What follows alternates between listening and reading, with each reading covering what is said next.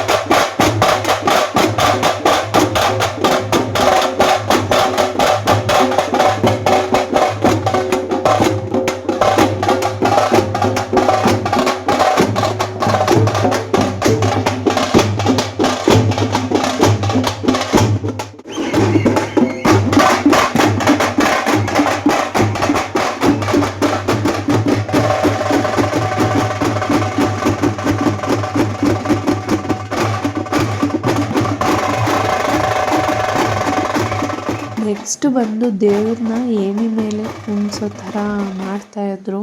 So ಅಲ್ಲಿರೋ ಹುಡುಗರೆಲ್ಲ ಏಣಿನ ಇಟ್ಕೊಂಡಿದ್ರು. ಸೊ ಇವರು 3 ರೌಂಡ್ ಹಾಕ್ಬಿಟ್ಟು ದೇವ್ರನ್ನ ಕುಣ್ಸಿದ್ರು. ಹಾಗೆ 2 ಮಕ್ಕಳನ್ನು ಕೂಡ ಇಟ್ಕೊಂಡಿದ್ರು. ಸೊ ನಮಗಂತೂ ಒಂದೊಂದು ಥರ ವಿಭಿನ್ನವಾಗಿತ್ತು. ನೋಡೋದಕ್ಕೇ ಒಂಥರ ಫುಲ್ ಖುಷಿ ಆಗ್ತಾಯಿತ್ತು ದೇವ್ರನ್ನ ಕುಣ್ಸೋ ರೀತಿನ.